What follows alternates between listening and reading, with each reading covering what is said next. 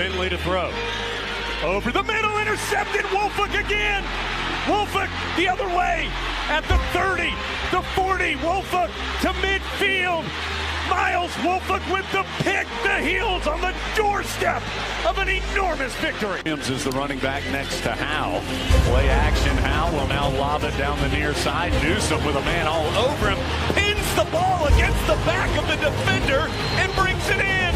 Heels can get a first down at the 3. Howe, pump fake to the right. Now he's going to run to the left. Howe at the 5. Takes the shot. Pinballing off the chains for the touchdown. Sam Howe showing the toughness for 6. Orioles down 4, 35-31. May has the shotgun snap. Pressure coming. Rolls to the right. Goes to the end zone. Touchdown! Touchdown, Antoine Green!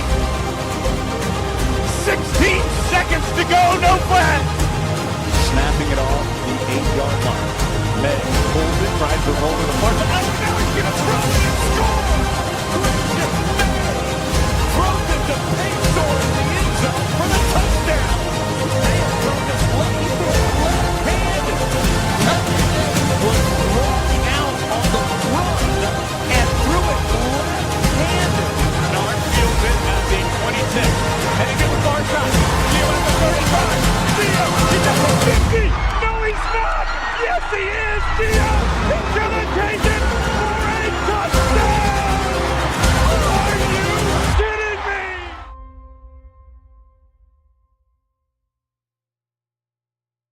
What's going on, guys? Welcome into another edition of the Heel Tough Blog podcast coming at you on a Thursday night, but this is not a Thursday night like normal, as it is September 11th. It is the 24th year anniversary of the 9/11 attacks on both New York and Washington. And we just wanted to say before we began this edition of the podcast that we are sending our condolences to those families, even still to this day, that have dealt with anything, from that tragedy, whether it is a loved one that passed away on that day or someone that has dealt with the, complications from being a part of the cleanup crew or anything that was involved in the September 11th attack. So we just thought we would say on this day that we will, of course, never forget it, and that we are thinking of those families still, especially those in the Tar Heel community that may be watching us here tonight. But we turn our attention, as hard as it is, turn our attention to the game against the Richmond Spiders, and Carolina getting ready to welcome in Richmond for the first time since 1978, and I believe the game in 1978 was actually at Richmond. So this is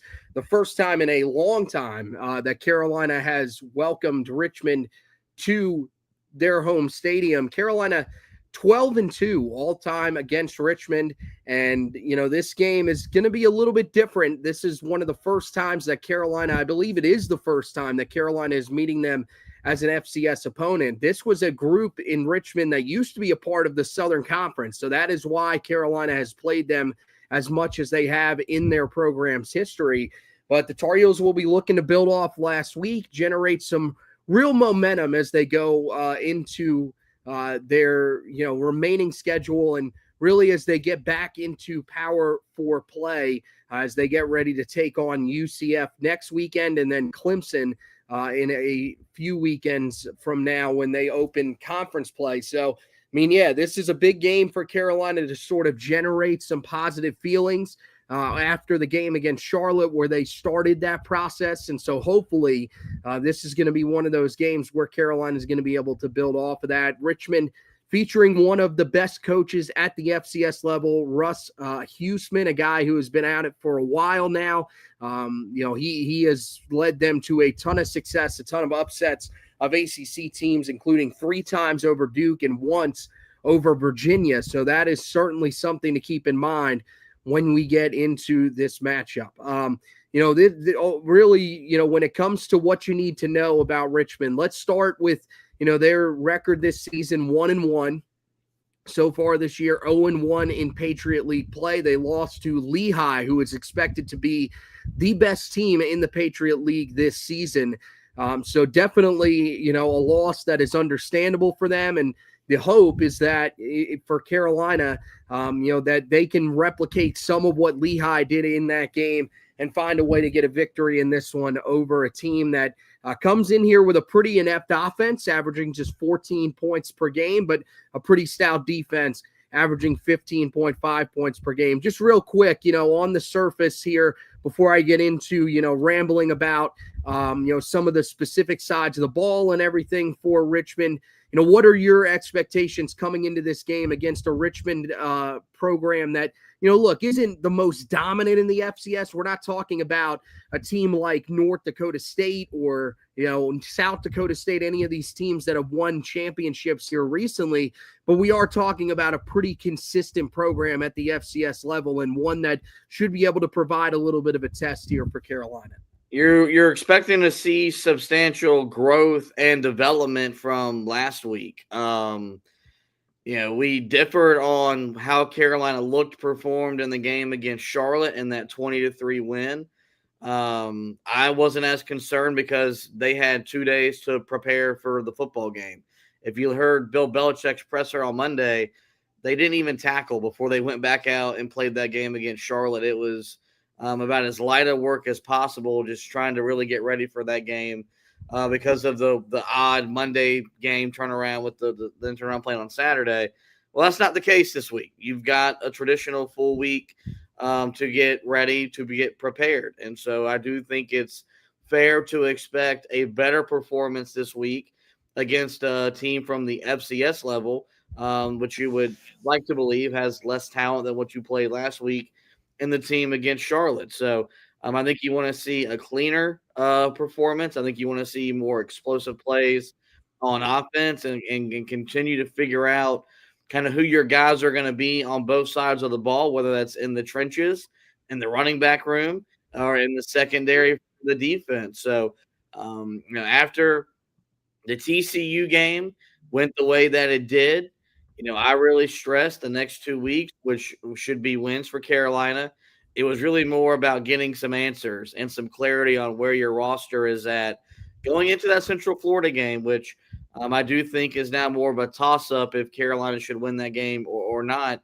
I think we both had it as a win back in the preseason, but try to get some clarity going into that game because after that you play once in 3 weeks because you have 2 bye weeks around your Clemson game. So excited to see what Carolina looks like on Saturday. It should be the first time we see this team win at home for Bill Belichick, and so it should be another Saturday of first for this football program under their new head coach. Yeah, you would expect that this is a game that Carolina can win going up against a team in Richmond that offensively doesn't really pose nearly as much of a threat as maybe some thought they were going to coming into the year. They're averaging 14 points per game so far in the first 2 games of the season. Scored 14 in both of their games so far this year, a 14-10 win in their last result over Wofford. And of course, the season opening loss to Lehigh was a 21-14 loss to them. They are averaging 226.5 yards of total offense, just 133 passing yards, and 93.5 rushing yards so far this year. Kyle Wickersham is the threat that everybody needs to know at quarterback with his arms and his legs. Guy that weighs 6'4", that measures in at 6'4", 260 pounds. So this is one of a very signature type of quarterback that you're facing. You're not going to face many guys that are going to be like this, that are built like that. So that is certainly going to be a test for Carolina. The running game so far has struggled this year, but it is led by Wickersham, who has ran for over 100 yards in the first 2 games of the season. And then they do have running back Aziz Foster Powell that is also worth keeping an eye on. The wide receiving core is led by Javian Griffin, who averaged 14.3 yards per catch a season ago.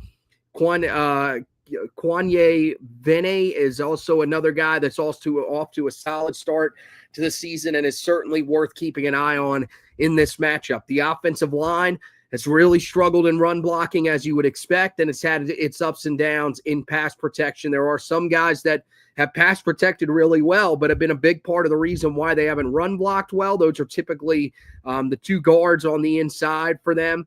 Both guys have really struggled at certain times this year in run blocking, but they've been really good in pass protection. Meanwhile, the guys that are out at the tackle spots have been a little bit better in run blocking, not perfect, but better. And they've had their issues in pass protection. So this should be a unit that Carolina should be able to attack. I think that's the area that you're watching the most. You're hoping Carolina's defensive line matched up against their offensive line can have a much better performance in this game.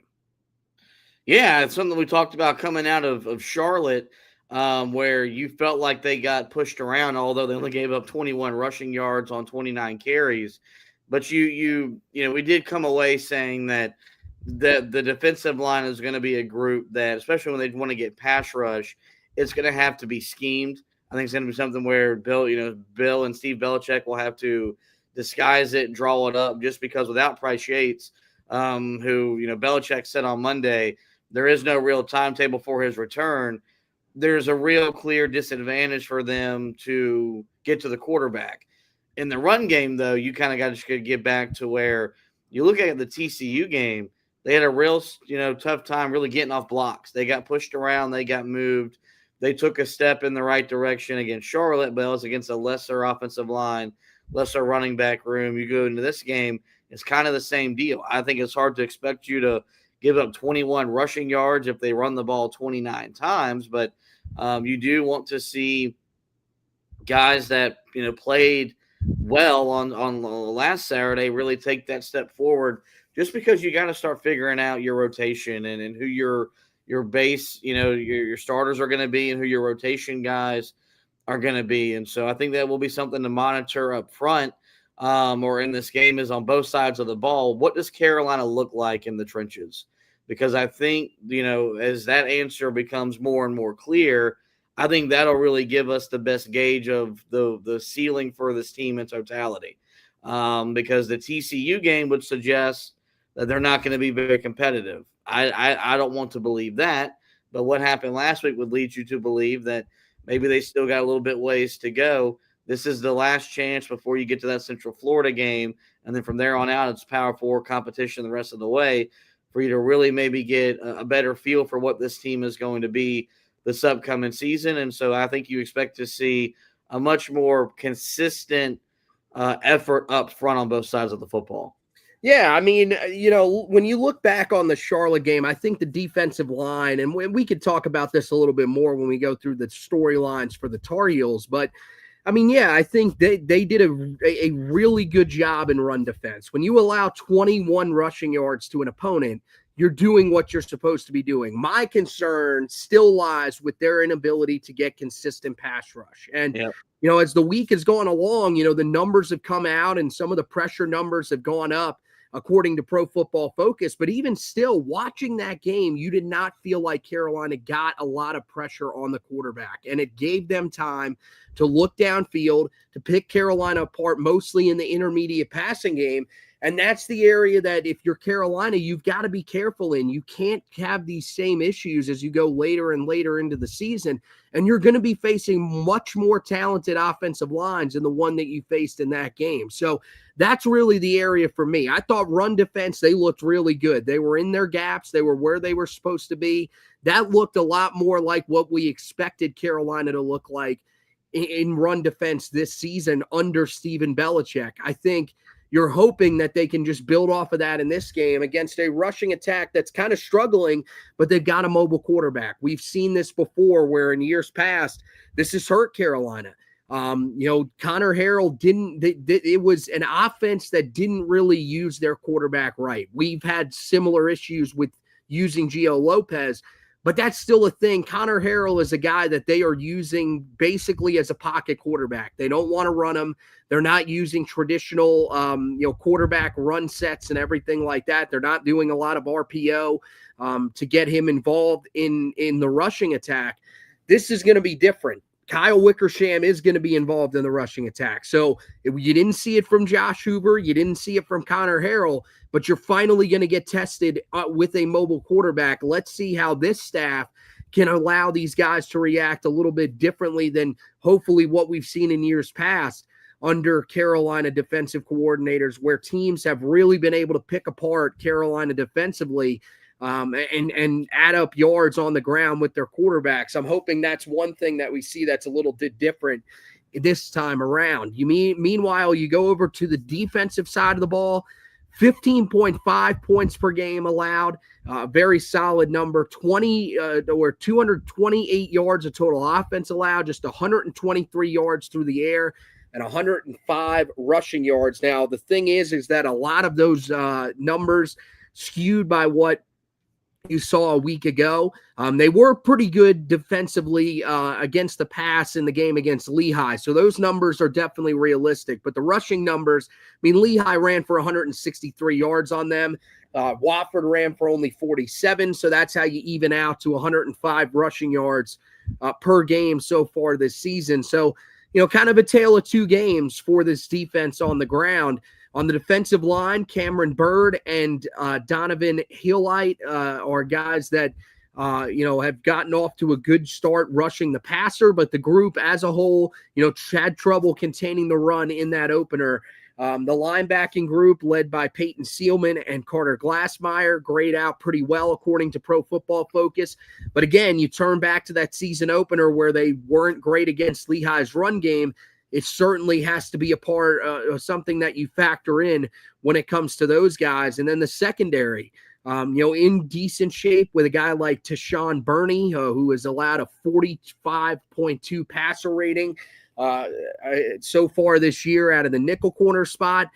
But is, a defense that has two guys in D'Angelo Stocker and CJ Frazier. They're two outside corners who both rank as the lowest rated prospects or the lowest graded guys on this roster, according to Pro Football Focus, through the first 2 weeks of the season, because they've had some moments where they've been a bit hit or miss. So that's something that Carolina can hopefully take advantage of over the course of 60 minutes in this game on Saturday. When you look at this defense, I mean, yeah, there are some areas where you probably feel pretty good if you're Richmond coming into this game. You like the ability to get after the quarterback, and you like the fact that you've been able to have success against the passing games.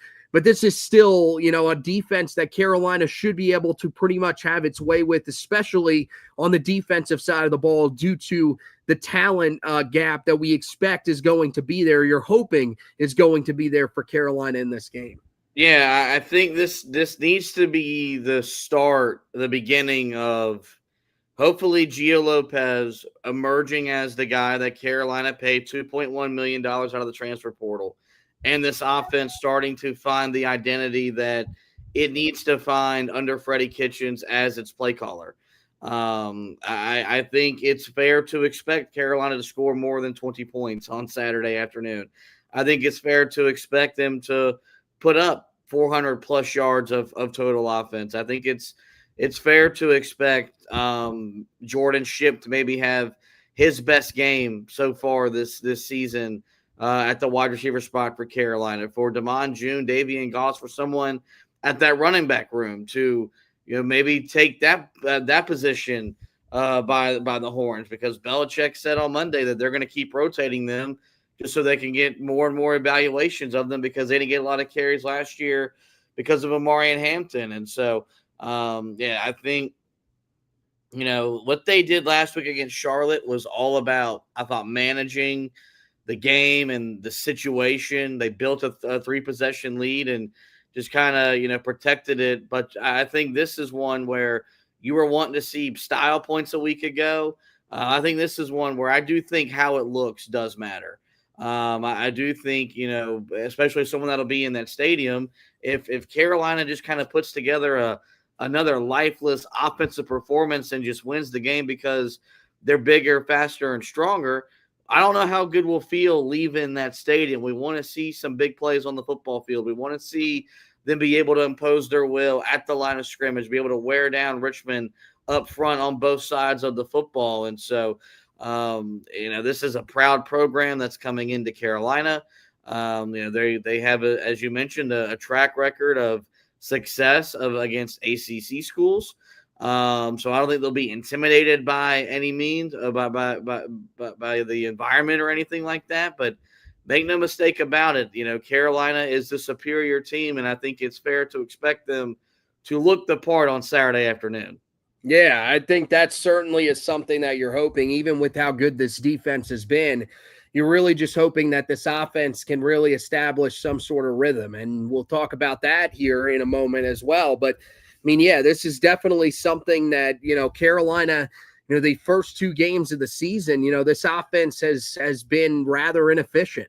I mean, a lot of punts, leads the nation in punts so far this year. At least Tom McGinnis does amongst punters. So that means that Carolina just hasn't been anywhere near the area that they want to be in terms of efficiency when they've been on the field. I mean, yeah, they scored on 4 drives last week against Charlotte. They punted on 6. That's a team that you should be able to have more success against. So hopefully against this defense, even though this is a group that prides itself on being a really good defense, the stats would tell you that at the FCS level they are. Hopefully this is one that Carolina can take advantage of the talent gap, and you hope that this is a game where you leave saying to yourself, yeah, there was a significant talent gap on the field. Carolina really showed that they are clearly the way more talented team. If you leave feeling like there are areas where Richmond looked like they might have been better than Carolina, then I think that's when you're going to start to be really concerned about the direction of this season and where Carolina goes from here. And I mean, look, you go back to that game against Charlotte. There were areas where Charlotte looked better than Carolina. Especially, when you look at the matchup between their offensive line and Carolina's defensive line, as we talked about in terms of pass protection, that was an area they looked better than Carolina did. There were some other areas where you thought that, Charlotte was able to compete with Carolina where maybe they shouldn't have been able to compete with Carolina. So hopefully this is one of those games where Carolina comes out and flexes a little muscle. Special teams wise for Richmond here really quickly, Will McManus and Jaden Al-Shiki splitting kicker duties so far this year. Will McManus, the only one to attempt a field goal so far this year, and it was a miss. So that is certainly something that's interesting coming into this game. Their punter, Ned Gray, only averaging 37.3 yards per punt, but has only had 1 kick return. So that would tell you that even though he is struggling in terms of average, that's certainly something that could help Carolina, but there probably won't be many chances for a return. And something that Carolina's got to be careful with in this game is the return game. The kick returner for them, Isaiah Dawson, off to a really strong start to the year, has already taken 1 to the house so far this year. And Jaden Fair is averaging 9.8 yards per punt return, which is a very solid number for him to start off the season. So let's turn to the Star Heel storylines. Let's focus a little bit more on that offense because, like I said, I think the big thing that you're looking for from Carolina is can they finally find some sort of rhythm? And you talked about it, that, Bill Belichick says they're still going to be playing guys the running back position all over the place. They're going to try, they played 5 different guys in the game against Charlotte. Who knows if they're going to play the same amount of guys in this game? Offensive line, we've seen a lot of changes and everything like that from the start of the season where Carolina, came out with Christo Kelly along the offensive line as the starter, Aiden Buchanan. Well, since then, we've seen Chad Lindbergh come in and basically take over the bulk of the center snaps right now while Christo Kelly looks like he's still healing from an injury.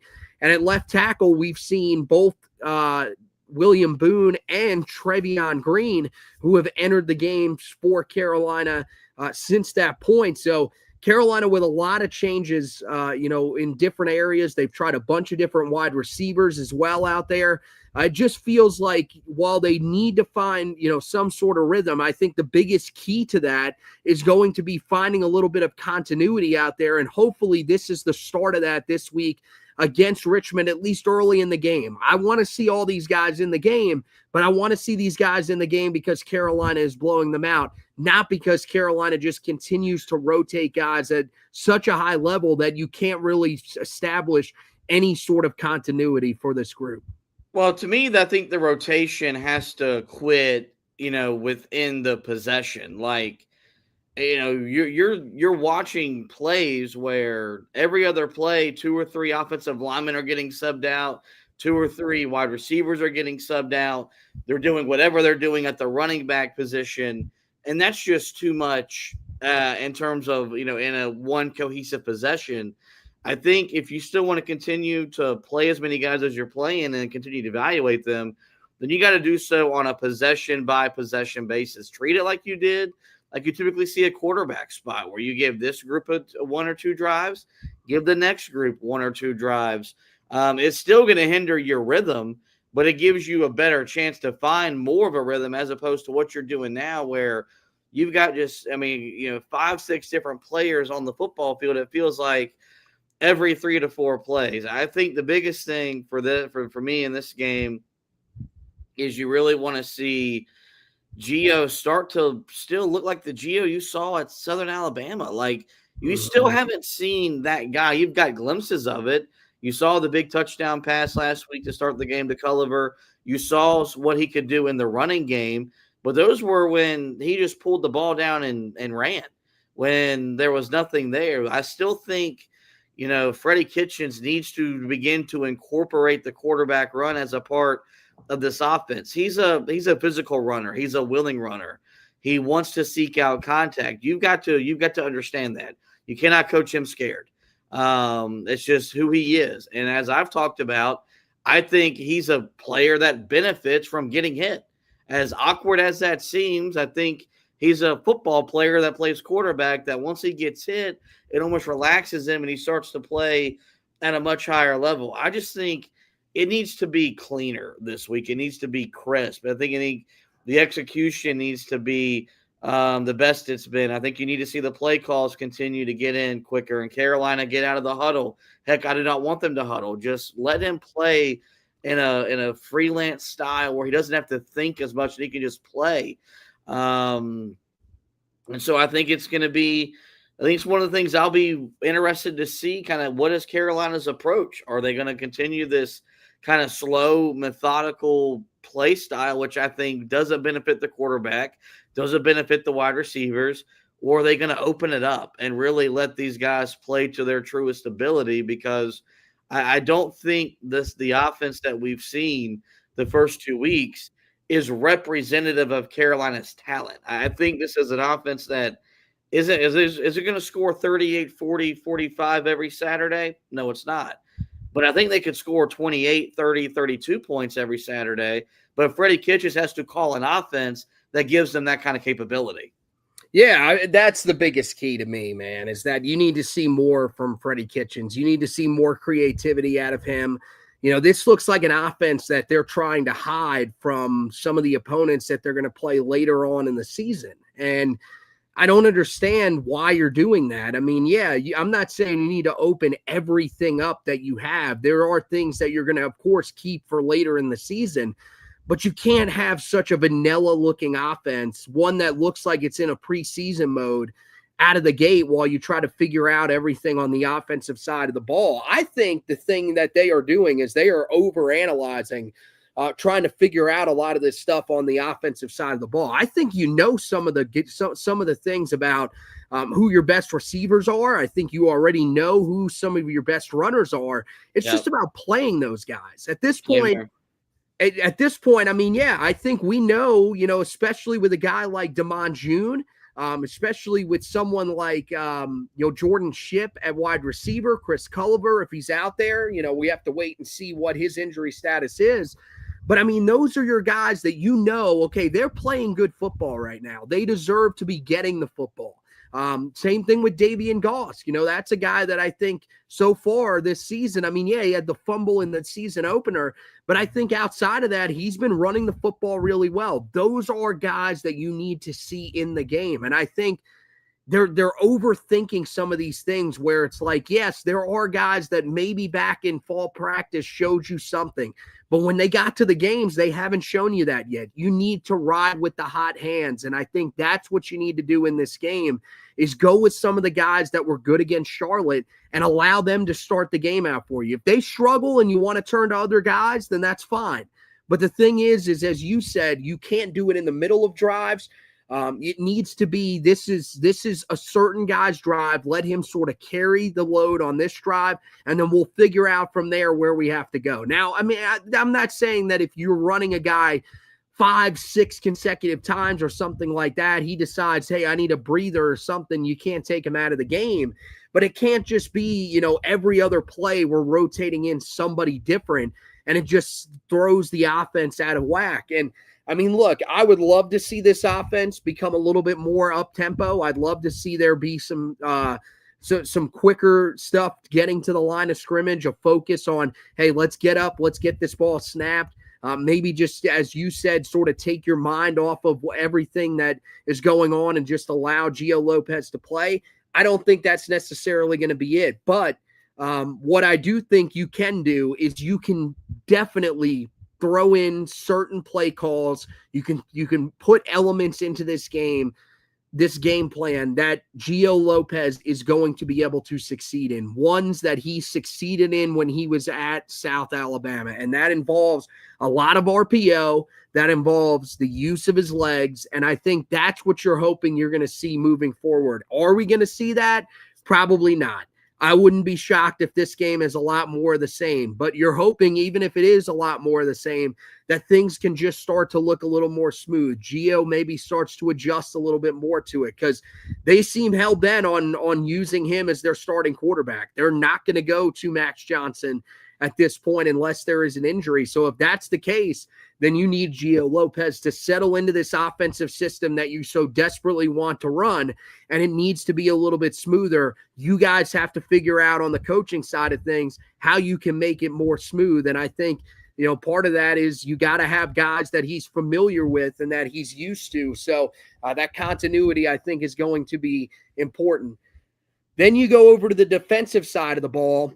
And I think when you get over there, I mean, really, it's, can you build off of what you did last week? Now, the area that I focused on and I said they need to be better in than they were last week is getting pressure on the quarterback. That's something that I want to see in this game. This is a game where, against this offensive line that has had their struggles both in run blocking and at times in pass protection, you should be able to go off against. I'm not saying that you need to come out here and put up 10 sacks or some ridiculous historic type of performance, but this should be a game where you're getting consistent pressure, where you're finding a few sacks here and there, and that's really what you want to see, is just make the quarterback Kyle Wickersham uncomfortable for Richmond. Don't allow him to settle into a rhythm and get himself going, even though he hasn't necessarily been great so far this year. You got a guy that's that talented, that's been there for a couple of years now as their starter. He is certainly going to be a guy that's going to be able to find success if you allow him to settle himself into the game. And that's what Carolina's allowed each of the first two quarterbacks to do. Even Connor Harrell, there were moments where Connor Harrell was able to move the ball down the field because Carolina let them settle into the game. I want to see more consistent pass rush, more pressure on the quarterback, and just, everything else you're just hoping sort of carries over from that game against Charlotte, because for the most part, the run defense looked really good. You liked what you saw out of the linebackers. The tackling was much better across the board. And in the secondary, they did a much better job of taking away plays, especially down the field in that deep and intermediate passing game. You're hoping that you're going to see that again in this game. Yeah, I think you go back to what you saw on Saturday and why I came away encouraged. I thought Carolina cleaned up a lot of mistakes from TCU to Charlotte. I thought they were more fundamentally sound. I thought the communication for the most part was better. There was a few times I think they passed off some coverages that to us did not maybe make as much sense watching at home on television as opposed to what was going on the football field. We both talked about how we feel really good about these linebackers. I think you've seen Andrew Simpson flash, Kamori House. I mean, they've both been everywhere. It feels like for Carolina early on, which really isn't anything different than what we've seen the last couple of years, where Carolina had really good linebackers that just got covered up by poor defensive line play, which is why, this is a game, while as much as I believe moving forward, does Carolina going to have to scheme up their pressure? Absolutely. That should not be the case in this game. If Carolina cannot win their battles up front without having to, they are going to send blitzes, but they should also be able to get pressure on the quarterback with four. If they can't win consistently up front, I think we're going to have to really reevaluate what this defense can and will be this upcoming season. So I think that's what I'm going to have my eyes on the most is can Dontre Robinson, can he give us a little bit more, in his one-on-ones? Can Smith Vilbert give us something on the edge? Can those guys really start to maybe emerge for Carolina? Because I think those are two dudes maybe I believe in more than all the other different bodies that they're playing right now up front. But this should not be a game where Carolina has given up, 21 plus points, 350 plus yards. Like, I think this should be another game where they give up a low point total. They keep them in check from a yardage perspective. And hopefully they can find a way to get pressure on the quarterback with their defensive line, because if not, I think there's just going to be a lack of confidence in that group moving forward from the coaching staff, which means you have to overcompensate moving forward, which leaves this defense open to get exposed for big plays. Yeah, I mean, really the trenches is where I think when you look at this game, you're focusing the most, because you're hoping that Carolina is going to be able to dominate the trenches, and that will show you that there is a talent gap for Carolina in this game. I said that's the most important thing for you to really see out there, is that this is a game that you leave feeling like Carolina was clearly the more talented team in every aspect of the game. Yep. That's what you're hoping you're going to see, because against Charlotte, as I mentioned, there were some debatable moments where you said to yourself, is Carolina really, is this a talent thing? Is Carolina really getting beat in certain areas, or at least Charlotte's holding their own because Carolina doesn't have the talent that they've had in years past?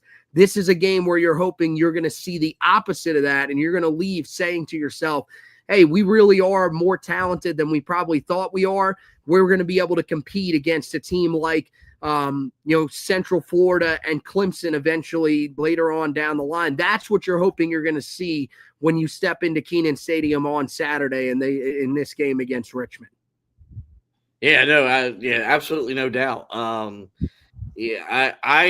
think the talent gap, that you talked about in the Charlotte game, I don't think it was as bad as maybe you made it out to be. But I'll tell you this: you're not the only one that came away with that opinion. And many people at the station that we work at kind of echoed that, and then some other people that cover the sport nationally that are watching Carolina play football every Saturday now because of Bill Belichick, they've kind of echoed the same thing. And I think this will be the game that I think will really determine how evident that truly is. Like, if it looks anywhere remotely close, and let's say this game's 14-10 at halftime, then I do think when we get back on here on Monday night to recap it, there will be the panic button that will be being smashed, and we will sound the alarms and have to really scale everything back in terms of an expectation point from here in year one. If it goes the other way, then you see Carolina kind of impose their will and their dominance and look like the team that's bigger, faster, stronger, that's got Power 4 players up and down the roster.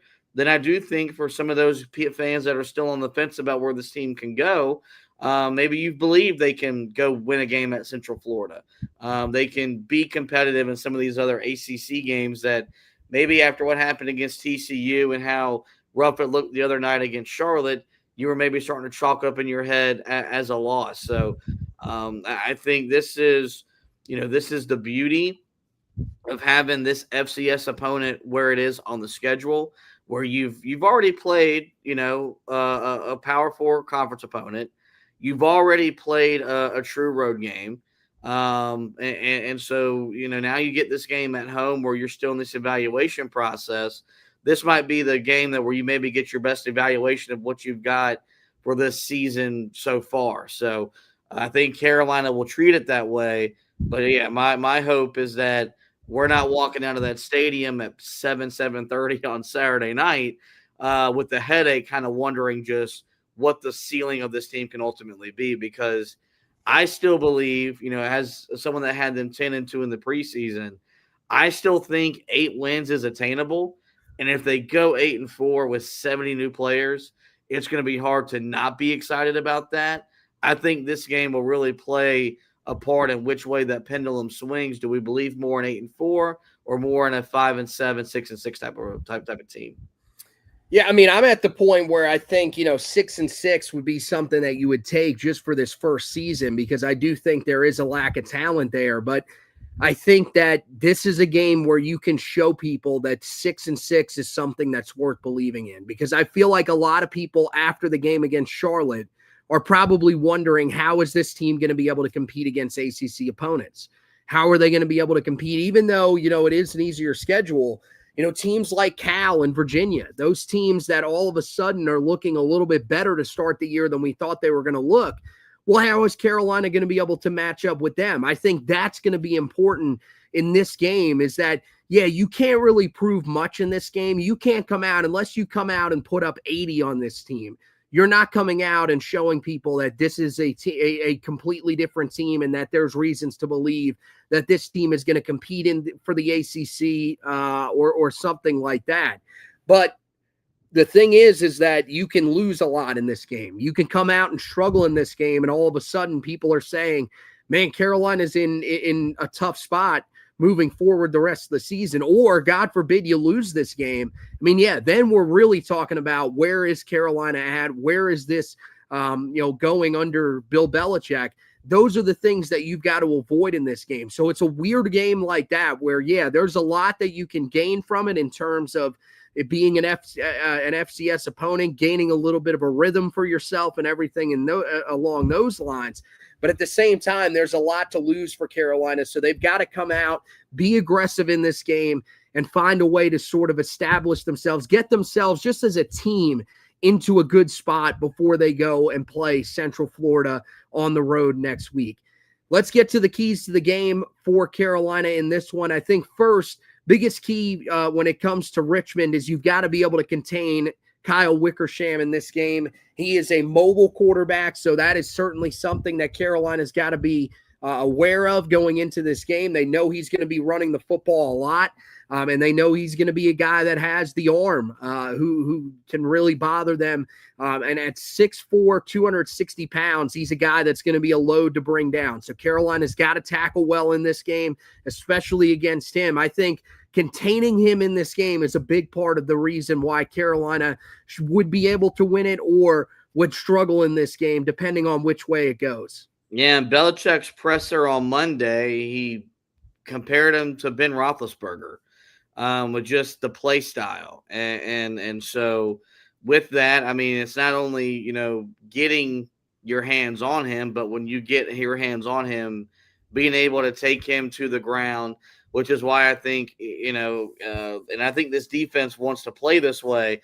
You've got to rally multiple bodies to the football, especially if he pulls the ball down and runs, just because, he does have the ability to, as a quarterback, to run guys over and break tackles. And so you're right. I think if Carolina can limit the damage he does with his arms and his legs and keep him in the pocket and have to really make, throws over and over again, I think that bodes really well for Carolina, because I don't know how capable he is in terms of carving up a secondary that, he'll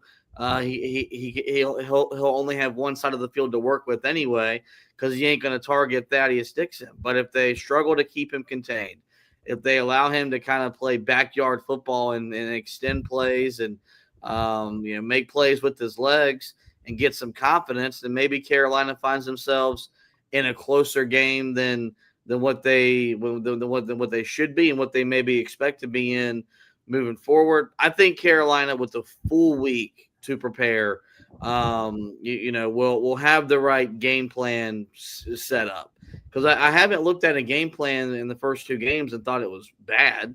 As even with the TCU game, I thought Carolina got it worn down. And Marcus Allen was such a liability that they just kept picking on him over and over again. But other than that, I thought, I thought the game plan when the game was 13-7 was what it needed to be to give Carolina a chance. So I think they'll be prepared. It just comes down to execution, and hopefully this team's up to the task on Saturday. Yeah, I mean, you look back at his 2023 season where he was a starter for them, and he only threw the ball 189 times. His completion percentage is high, but a lot of the stuff is short. So that's certainly something that Carolina is going to have to be aware of. But I mean, still, 1,400 yards passing, 10 touchdowns to 4 interceptions. You look at what he's done so far this year.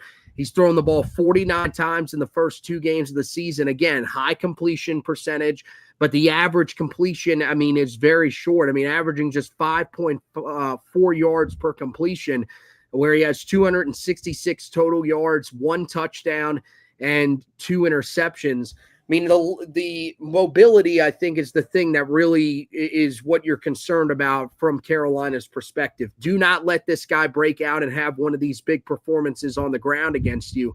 And I think this defense is going to be more apt to be able to contain a rushing quarterback. I think, first of all, it helps that they're not the most aggressive group in terms of getting after the quarterback. Maybe this is one of the games where as long as, even if they aren't able to get much pressure, as long as they're able to contain that pocket and make him have to throw the ball, then I think that certainly is something that will allow Carolina to be successful. I like the linebackers. I think there's a lot of athleticism there. Hopefully there's somebody that's going to be spying him for most of the day, trying to take him away.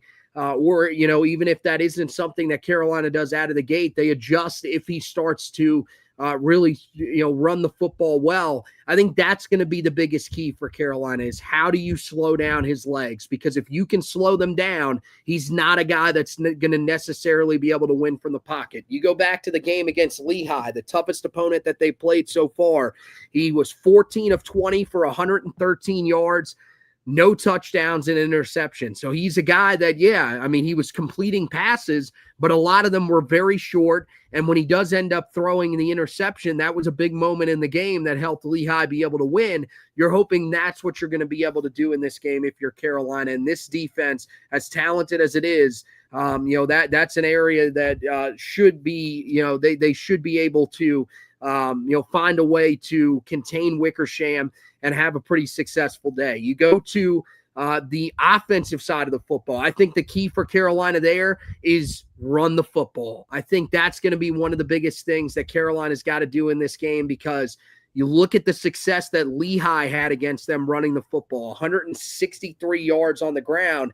Carolina should be able to, put up similar numbers to that, if not even better numbers, with more talented rushers and more talented offensive linemen. I know there are some guys on that offensive line that have struggled to start out the season. We're hoping that the snapping is going to get better at some point here from Chad Lindbergh if he's going to continue to be the guy. But when it comes to running the football, that's all about will. And can Carolina really just overwhelm this defensive line for Richmond? They've been pretty good pass rushing, but haven't necessarily been great in run defense. This is an area where you're hoping Carolina leans on their running game, leans on guys like Damon June, Davian Goss, Caleb Hood, whoever they have back there at running back, and they're able to find more success, more consistent success than they found on the ground in the first 2 games of the season. Yeah, I think they need to run the football, 1, because you should be able to, but 2, I think this position group, as much as any on the offensive side of the football, this rotation, this constant, let's play 5 different guys, needs to come to an end sooner rather than later. The best way to do it is to continue to do it, but run these guys and get a better firm evaluation for what you got going into Central Florida. And I also think, as we're really trying to figure out what the identity of what this offense is going to be, I was listening to Carolina Football Live on Monday with GM Michael Lombardi, who joined Jones Angel, and he really talked about, they want to stress the play action pass game. And that's an area where they're really looking to establish within the offense. You can only do that if you can run the football. And so as we continue to try to get Gio settled and we figure out kind of what he is and what he can be, they need the running game to come along, because then I think that's when this offense will take the step that it's going to take with the way that it's designed to. I don't necessarily agree with what they want to be offensively, but I'm just telling you what I heard and what Michael Lombardi said with how important that is to the way they've got this offense structured.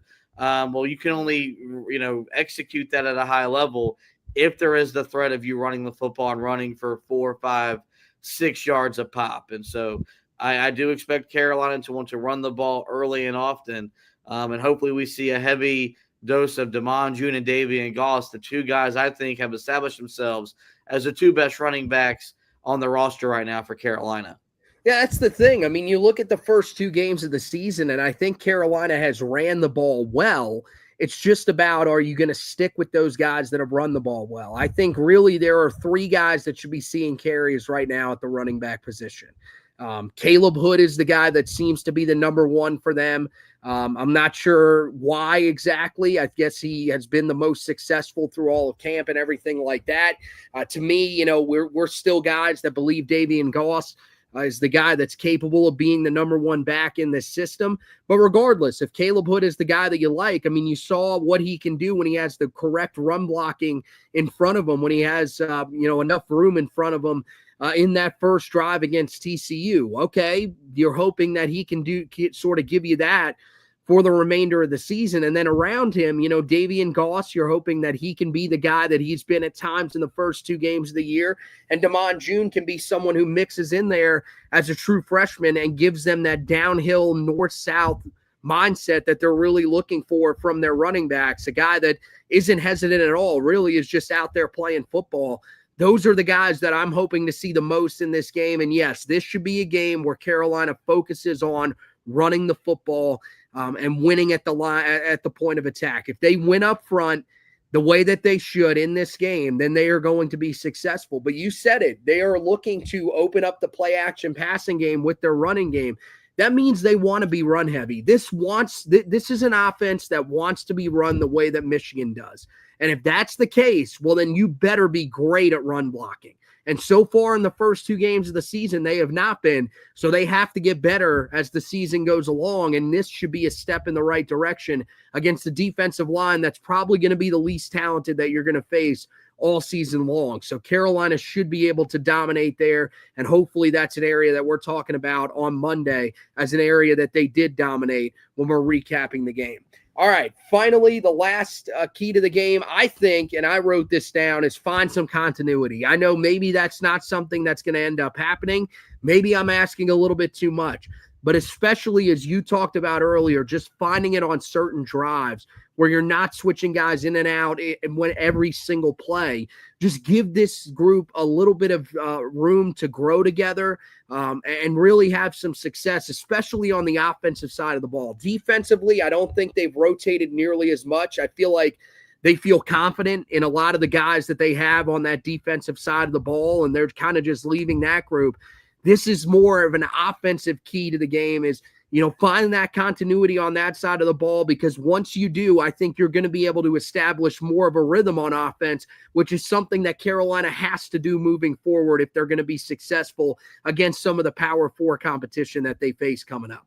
Yeah, no, I have no problem with this being on the list in terms of keys to the game, because the scoreboard should reflect this to become a possible, or for this to become reality, and that this is something that they're focusing on primarily in the second half. The rotation and the evaluation, it's got to start coming to a point here where these are our guys.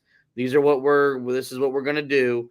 And barring injury, lack of performance, or whatever, then we'll maybe plug in someone else. But you've got to come out of this game with a clearer picture of who you are going to be on both sides of the ball, who you're going to be, on the offensive line, who you're going to be on the defensive line. I think the back 7 on the defense is pretty much all, but you kind of have a pretty good idea of who that's going to be. But you've got to figure out this running back rotation. I talked about how hard it is for the offensive line to get in the rhythm when you got to block for as many different runners as they've had to block for here the first 2 weeks of the season. I think you got to get the wide receivers just more involved so you can really start to figure out, how can you use that group that I do think is talented, but you just need to see production make its way to the football field. So I think that's the thing that, I want to come out of this game on Saturday saying, all right, as we go to Central Florida, I know that this is going to be my starting 5 on the offensive line, my starting 3 wide receivers, what I'm going to do with the running back room. It's going to be a split between Goss and Damon June. Cool. Or maybe it's going to be Goss and Hood. Okay, cool. But at least you've got clarity going into that because, truth be told, it doesn't matter how many Super Bowl rings your head coach has, how many Super Bowl rings his coaching staff has. You cannot win 8 games playing this way. You just can't. Even if Belichick is here for the long haul, which I believe he is, you need to keep this. You need to make this place attractive going into year 2 to that transfer portal. The best way to do that is to win football games. And so hopefully we take a step forward this week. We get a good win at home. We get a comfortable win at home for Belichick to get his first win in Chapel Hill, but we really come out of this game with a clearer picture of who we're going to be on both sides of the football. Yeah, let's hope that's the mindset that they're taking, because that's certainly the mindset that I think you should be taking as a Tar Heel fan going into this game. Is we just want to see a unit that we can, we can start to learn, understand what exactly they're doing, especially on the offensive side of the ball. And the best way to do that is to have a consistent group of guys that's out there. Because, yeah, as you said, this evaluation period, it's got to end at some point. Like this should be about the time where it ends. You've gotten to the FCS game on your schedule. Now you've got some pretty key matchups coming up, and Central Florida is looking like it's going to be more of a challenge to you than we thought it was going to be early in the season.